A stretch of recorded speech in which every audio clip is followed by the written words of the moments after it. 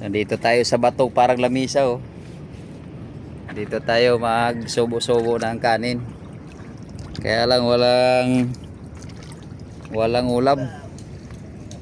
Walang suwaki. Walang tayom. Medyo ano pa talaga ang tubig. Kung mawala na yung tubig, kaya lang hapon, gabi na rin. Halos isang oras din tayong maglakad pag-uwi. Kanin na lang. Suka mo ma. Adali mo dito kay may susuka si Manoy dito.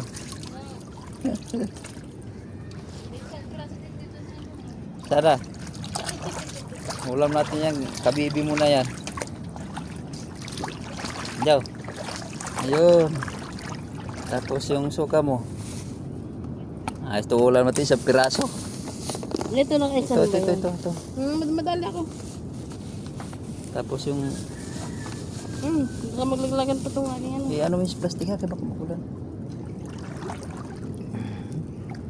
Ito lang, kain ba't sa ano pang? Alin? Masarap yan, Bin, ito. Iulam natin. Yes, siya. Sarap yan eh. Litog.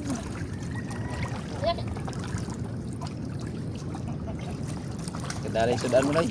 Kadali ka sa Ha? Yeah, oho.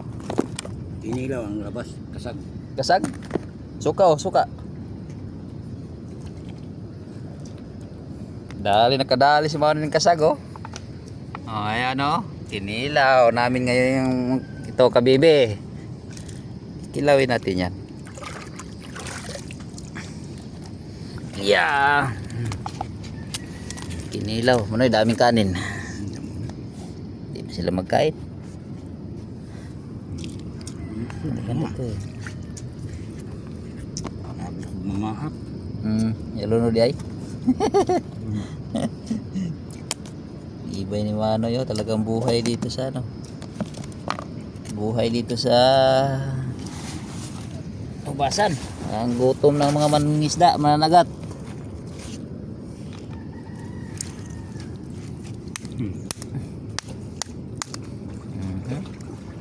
Naghahanap ng ulam.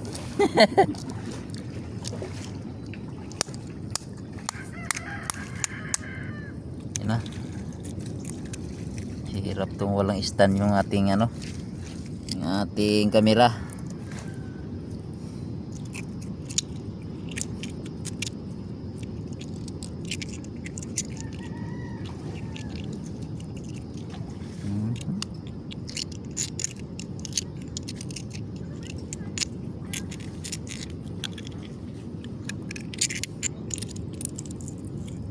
Ito pa isa. Biyakin natin to.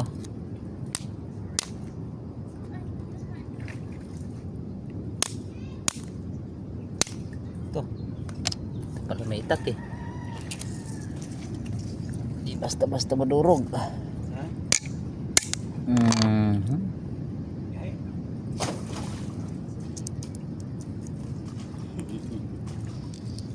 Kain mo ka pa.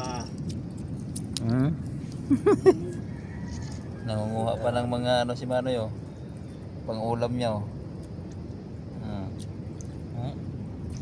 Ito. Ano naman?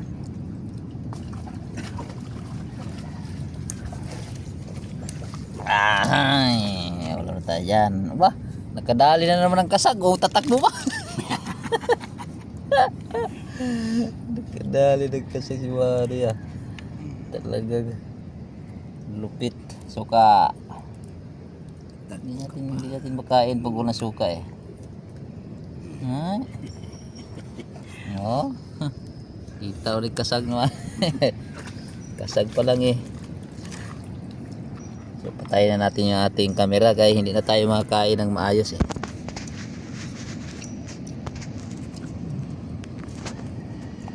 Hay, napakakunti ng ating huli oh. Yan lang oh. Yan.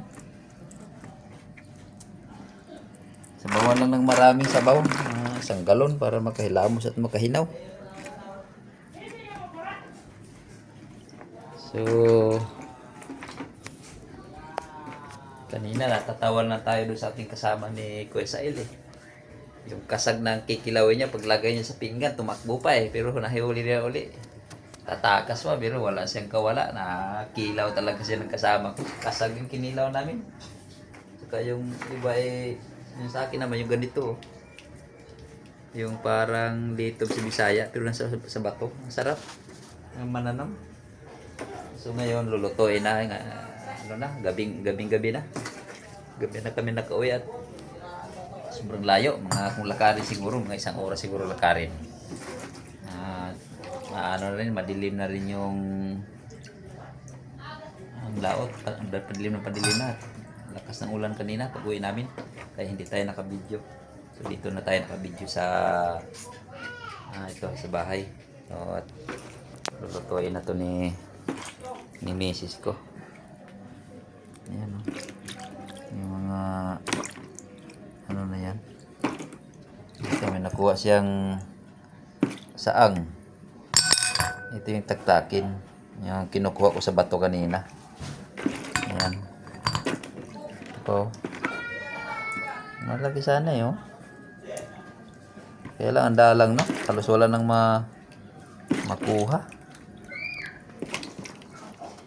Ilang beses tayo naghalungkat ng mga bato.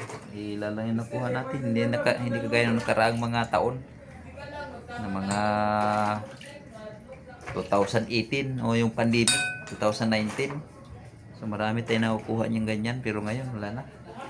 Badang ubos na, mas marami na ang tao kaysa sil. Lalo na pag ganitong habagat walang isda, bago ang karne, mahal ang karne. Kaya ang ginagawa namin kapag may oras at may time, mangunguha lang kami ng sil para at least makakabawas-bawas sa pangulam mga araw-araw. Pero napagkahirap manguha, mas maganda pa sigurong magbili na lang kasi isang balot 40 yata isang balot na ano, mga kalahating kilo, 1/4 ba yun? Mga kalahating kilo mo? Yung kalahating kilo, 40 yata ang isang balot.